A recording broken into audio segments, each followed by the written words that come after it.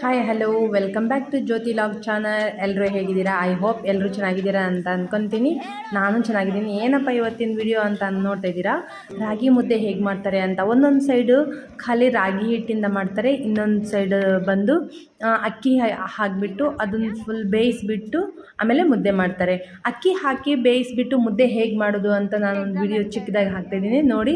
ಯಾರೆಲ್ಲ ನೋಡ್ತಿರೋ ಅವರು ನೋಡಿಬಿಟ್ಟು ಶೇರ್ ಮಾಡಿ, ಸಬ್ಸ್ಕ್ರೈಬ್ ಮಾಡಿ, ಹಾಗೆ ಬೆಲ್ ಐಕನ್ನ ತಪ್ಪದೆ ಕ್ಲಿಕ್ ಮಾಡಿ ಅಂತ ಹೇಳ್ತಾ ನೋಡಿ. ಫಸ್ಟ್ ಅಕ್ಕಿ ನೀರಲ್ಲಿ ಹಾಕಿ ತೊಳೆದ್ಬಿಟ್ಟು ಅದನ್ನು ಅಕ್ಕಿನ ಬೇಕಾದಷ್ಟು, ಎಕ್ಸಾಂಪಲ್ 1 ಗ್ಲಾಸ್ ಅಕ್ಕಿಗೆ 2 ಲೋಟ ಅಲ್ಲ, ಚೆಂಬು ನೀರು ಹಾಕಿ ಬೇಯಿಸಬೇಕು. ಸ್ವಲ್ಪ ನೀರು ಕಮ್ಮಿ ಆಗಿ ಆದ ನಂತರ ಅದಕ್ಕೆ ಒಂದು ಸಲ ನೋಡಬೇಕು ಅಕ್ಕಿ ಬೆಂದಿದೆಯಾ ಅಂತ. ಅಕ್ಕಿ ಬೆಂದಿದ್ದಾದಮೇಲೆ ಏನು ಮಾಡಬೇಕು, ಹಿಟ್ಟನ್ನ ಹಾಕಬೇಕು. ರಾಗಿ ಹಿಟ್ಟು ತಂದಿರ್ತೀವಲ್ವ, ರಾಗಿ ಹಿಟ್ಟನ್ನ ಹಾಕಿ ಸ್ವಲ್ಪ ಹೊತ್ತು ಬೇಯಿಸೋಕ್ಕೆ ಬಿಟ್ಟು ಆಮೇಲೆ ನಂತರ ಹೀಗೆ ಮಿಕ್ಸ್ ಮಾಡಬೇಕು ನೋಡಿ. ಮಿಕ್ಸ್ ಮಾಡಿದಾದ ನಂತರ ಮುದ್ದೆ ಇನ್ನೂ ಸ್ವಲ್ಪ ಸ್ಮೂತಾಗಿ ಬರಬೇಕು ಅಂತಂದರೆ ನಾವೇನು ಮಾಡ್ತೀವಿ, ತುಪ್ಪ ಹಾಕ್ತೀವಿ. ಹೀಗೆ ನೋಡಿ, ಸ್ವಲ್ಪ ತುಪ್ಪ ಹಾಕಿದರೆ ಮುದ್ದೆ ತುಂಬ ಸ್ಮೂತು ಹಾಗೆ ಸಾಫ್ಟಾಗಿ ಬರುತ್ತೆ.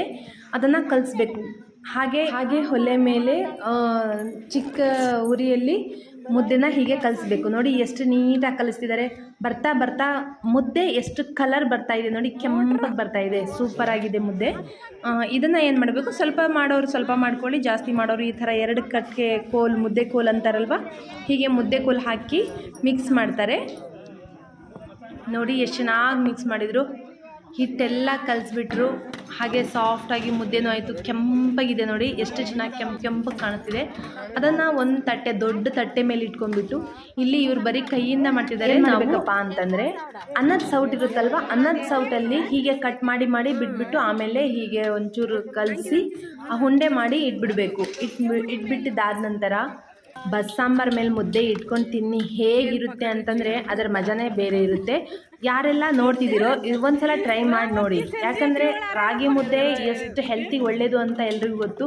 ಏನಪ್ಪ ಅಂದರೆ BP ಶುಗರ್ ಎಲ್ಲ ಕಂಟ್ರೋಲ್ ಮಾಡುತ್ತೆ, ಜಾಸ್ತಿ ಹೊಟ್ಟೆ ಹಸಿವು ಆಗಲ್ಲ, ತಂಪು ಇಂಪಾರ್ಟೆಂಟ್ ಅಂದರೆ ಮೈಗೆ ತಂಪು ಕೊಡುತ್ತೆ, ತುಂಬ ತಂಪು ಕೊಡುತ್ತೆ, ಹೊಟ್ಟೆ ಬೇಗ ಹಸಿವು ಆಗಲ್ಲ.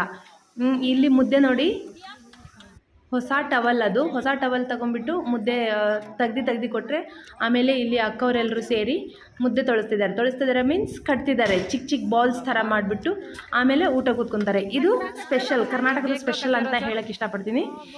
ಹಾಗೆ ಯಾರೆಲ್ಲ ನೋಡ್ತಿದ್ದೀರೋ ಪ್ಲೀಸ್ ಲೈಕ್ ಮಾಡಿ, ಶೇರ್ ಮಾಡಿ, ಕಮೆಂಟ್ ಮಾಡಿ, ಹಾಗೆ ತಪ್ಪದೆ ಬೆಲ್ ಐಕನ್ನ ಕ್ಲಿಕ್ ಮಾಡಿ ಅಂತ ಹೇಳ್ತಾ ಥ್ಯಾಂಕ್ ಯು, ಬಾಯ್ ಬಾಯ್.